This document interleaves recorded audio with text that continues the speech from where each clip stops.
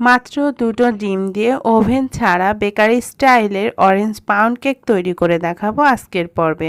আসসালামু আলাইকুম everyone, welcome back to my channel. খুবই মজাদার এই অরেঞ্জ কেকটা আপনারা বাসায় কিভাবে খুব সহজে তৈরি করে নেবেন সেই রেসিপিটি খুব সহজভাবে শেয়ার করেছি। আশা করছি আপনাদের ভালো লাগবে। কেক তৈরির জন্য প্রথমেই আমরা শুকনো উপকরণগুলো চেলে নেব। এজন্য একটা ছাঁকনির ওপর নিয়ে নিচ্ছি মেজারমেন্ট কাপের 1 কাপ পরিমাণ ময়দা, সাথে দিয়ে দিচ্ছি 2 টেবিল চামচ পরিমাণ কর্নফ্লাওয়ার। চেষ্টা করবেন কর্নফ্লাওয়ারটা দিতে, তাহলে কেকটা অনেক বেশি সফট হবে। সাথে দিয়ে দিচ্ছি 1 টেবিল চামচের মতো গুঁড়া দুধ, দিয়ে দিচ্ছি 1 চা চামচ পরিমাণ বেকিং পাউডার, সাথে দিয়ে দিচ্ছি 1 চা চামচের 4 ভাগের 1 ভাগ বেকিং সোডা। বেকিং সোডাটা এখানে খুব বেশি দেওয়া যাবে না।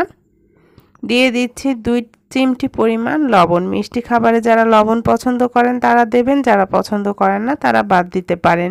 এবারে সবগুলো উপকরণ খুব ভালোভাবে চেলে নেব। আর কেক তৈরির ক্ষেত্রে অবশ্যই শুকনো উপকরণগুলো চেলে নেবেন, এতে করে কেকটা পারফেক্ট হবে। খুব ভালোভাবে চালা হয়ে গেলে এটাকে আমি মিশিয়ে নিচ্ছি। মিশিয়ে এটাকে একটা সাইডে রেখে দিচ্ছি। এবারে আমি এখানে একটা মালটা নিয়ে নিয়েছি, যেহেতু আমরা অরেঞ্জ কেক তৈরি করব, আপনারা চাইলে এখানে কমলাটাও নিতে পারেন। এবারে এই মালটার খোসাটাকে আমি একটা গ্রেটার দিয়ে হালকা একটু গ্রেট করে নিচ্ছি। কোনোভাবেই মালটার যে সাদা অংশটা রয়েছে খোসা, সেটা গ্রেট করা যাবে না, তাহলে কিন্তু এটা খেতে তিতা লাগবে। শুধু হলুদ অংশটাই এভাবে গ্রেটার দিয়ে একটু করে গ্রেট করে নিতে হবে। আপনারা চাইলে এটা পাতলা করে কেটে ছুরি দিয়ে একেবারে মিহিকুচি করে নিতে পারেন। এই তো হালকা করে এভাবে আমি খোসাগুলোকে গ্রেট করে নিয়েছি।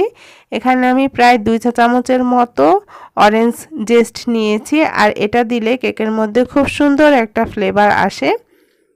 এই তো এখানে আমি এটাকে 2 চা চামচ পরিমাণ নিয়েছি। এবারে আমি মালটা থেকে রস বের করে নেব। আমি এখানে আজ 1/3 কাপের মতো মালটার রস ব্যবহার করব। এই তো মালটাটাকে কেটে আমি রসটা ব্যবহার করছি। আর চেষ্টা করবেন এখানে একটু মিষ্টি মালটা অথবা কমলা ব্যবহার করতে, তাহলে কেকটা খেতে অনেক বেশি ভালো হবে। এই তো 1/3 কাপ পরিমাণ রস আমি একটা সাইডে রেখে দিলাম। এবারে কেক তৈরির জন্য রুমের স্বাভাবিক তাপমাত্রায় থাকা দুটো ডিম নিয়ে নিয়েছি, সাথে দিয়ে দিচ্ছি 1/2 কাপ পরিমাণ চিনি। মিষ্টিটা একটু বেশি খাইলে চিনির পরিমাণটা আরেকটু বাড়িয়ে দিতে পারেন। আর কেক তৈরির ক্ষেত্রে ডিমটা অবশ্যই রুমের স্বাভাবিক তাপমাত্রায় হতে হবে। ফ্রিজে থাকলে 1 ঘন্টা আগে বের করে রাখবেন। এবারে ডিম আর চিনিটাকে আমি খুব ভালোভাবে বিট করে নেব ইলেকট্রিক বিটার দিয়ে। আপনারা চাইলে হ্যান্ড উইক্স দিয়েও এটাকে বিট করে নিতে পারেন। 1 থেকে 2 মিনিট পর আগে থেকে যে কমলার খোসাটা গ্রেট করে রেখেছিলাম সেটা দিয়েও খুব ভালোভাবে বিট করে নিচ্ছি। এই কমলার খোসাটা দিলে খুব সুন্দর একটা ফ্লেভার আসে। এই তো 3-4 মিনিটের মতো এটা বিট করে নিয়েছি। এটাকে খুব বেশি ফোম করার দরকার নেই, চিনিটা খুব ভালোভাবে গলে গেলেই হবে। 3-4 মিনিট পর এখানে আমি অ্যাড করে দিচ্ছি মেজারমেন্ট কাপের 1/2 কাপ পরিমাণ তেল, সাথে দিয়ে দিচ্ছি 1 চা চামচ পরিমাণ অরেঞ্জ এসেন্স। আপনারা চাইলে এখানে অরেঞ্জ ইমালশনটাও ব্যবহার করতে পারেন। দিয়ে দিচ্ছি কয়েক ফোঁটা অরেঞ্জ ফুড কালার। যেহেতু এটা অরেঞ্জ কেক, আপনারা চাইলে ফুড কালারটা এখানে টোটালি স্কিপ করতে পারেন, এতে স্বাদের কোনো পরিবর্তন হবে না। দেখার সৌন্দর্যের জন্য আমি এখানে কালারটা ব্যবহার করেছি। ফুড কালারটা দিয়ে একটু ভালোভাবে এটাকে মিশিয়ে নিচ্ছি। একটু মিশিয়ে নিয়ে আগে থেকে যে কমলার রসটা বের করে রেখেছিলাম, পুরো কমলার রসটা এখানে দিয়ে দিচ্ছি। দিয়ে এটাকে প্রায় 2-3 সেকেন্ডের মতো একটু বিট করে নিচ্ছি। এ পর্যায়ে খুব বেশি বিট করার দরকার নেই। এই তো এটা খুব ভালোভাবে মিশে গিয়েছে। এবারে বিটারের কাঁটাটা উঠিয়ে নিচ্ছি। এবারে আগে থেকে যে ময়দার মিশ্রণটা চেলে রেখেছিলাম সেটা দিয়ে খুব ভালোভাবে মিশিয়ে নেব।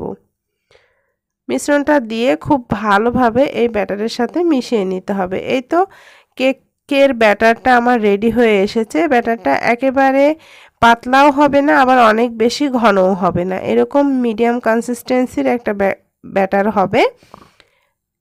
পাউন্ড কেকের একটা মোল্ডে আমি আগে থেকেই কিছুটা কাগজে বিছিয়ে তাতে তেল ব্রাশ করে রেখেছিলাম। তারপর পুরো ব্যাটারটা ঢেলে দিচ্ছি। ব্যাটারটা দেওয়া হয়ে গেলে হালকা হাতে এভাবে ট্যাপ করে নিচ্ছি, এতে করে ভেতরের বাতাসটা বের হয়ে যাবে। এবারে কেকটা বেক করে নেব। আমি আগে থেকে চুলায় একটা বড় কড়াইয়ের মধ্যে স্ট্যান্ড বসিয়ে এটাকে গরম করে নিয়েছি প্রায় 10 মিনিটের জন্য। তারপর এই মোলটা দিয়ে আবারও ঢাকনা দিয়ে ঢেকে চুলার আঁচটা লো টু মিডিয়ামের মাঝামাঝি রেখে এটাকে আমি প্রায় 40 থেকে 45 মিনিটের মতো বেক করে নেব। আপনাদের একটু কম বা বেশি সময় লাগতে পারে। প্রায় 40 মিনিট পর কেকটা হয়ে এসেছে। এই তো দর্শক দেখুন কালারটা কতটা সুন্দর এসেছে আর কেকটাও একেবারে পারফেক্ট হয়েছে। আমি একটা কাঠি দিয়ে চেক করে দিচ্ছি। এই তো কেকটা হয়ে গিয়েছে, কাঠিটা একেবারে ক্লিন এসেছে। এবারে আমি উপর থেকে একটু সুগার সিরাপ ব্রাশ করে নেব। সিরাপ তৈরির জন্য এখানে আমি 1 টেবিল চামচ চিনি আর 2 টেবিল চামচ পানি খুব ভালোভাবে মিশিয়ে নিয়েছি। এই তো খুব ভালো করে এটা মিশিয়ে নিলেই সুগার সিরাপ রেডি হয়ে যাবে। তারপর গরম কেকের ওপর আমি এই সুগার সিরাপটা ব্রাশ করে দেব। এতে করে কেকটা ঠান্ডা হওয়ার পর আর ড্রাই হয়ে যাবে না, একেবারে সফট থাকবে। বেকারির কেকের ওপরে যেমন একটু ভেজা ভেজা ভাব থাকে, এরকম করে যদি আপনারা সুগার সিরাপটা দেন তাহলে খেতে অনেক বেশি মজা হবে। এই কেকটা একেবারে সফট থাকবে ভেতর থেকে। আর এই কাজটা গরম থাকা অবস্থায় করতে হবে। এই তো গরম কেকের ওপর সুগার সিরাপ দেওয়া হয়ে গেলে এটাকে আমি খুব ভালো করে ঠান্ডা করে নেব। কেকটা ঠান্ডা হয়ে গিয়েছে, এবার আমি কেকটাকে মোল্ড আউট করে নেব। কোনোভাবে গরম কেক মোল্ড আউট করতে যাবেন না, তাহলে কেকটা ভেঙে যেতে পারে। কেকটা যখন ঠান্ডা হয়ে এসেছে তখন আমি মোল্ড থেকে বের করে নিচ্ছি। চাকু দিয়ে 4-5টা ছাড়িয়ে তারপর আমি কেকটাকে মোল্ড আউট করে নিয়েছি। আমি আজকে চুলায় কেকটা বেক করেছি, আপনারা চাইলে ওভেনেও কেকটা বেক করে নিতে পারেন। দেখুন দর্শক কেকটা কতটা পারফেক্ট হয়েছে, একটুও পুড়ে যায়নি। এবারে আমি কেকটাকে স্লাইস করে নিচ্ছি।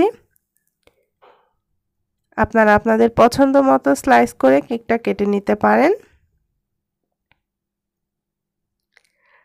এই অরেঞ্জ ফ্লেভারের কেকটা খেতে অনেক বেশি মজার হয়। আপনারা যারা খেয়েছেন তারা তো জানেনই, আর যারা এখনও খাননি তারা বাসায় ট্রাই করে দেখতে পারেন।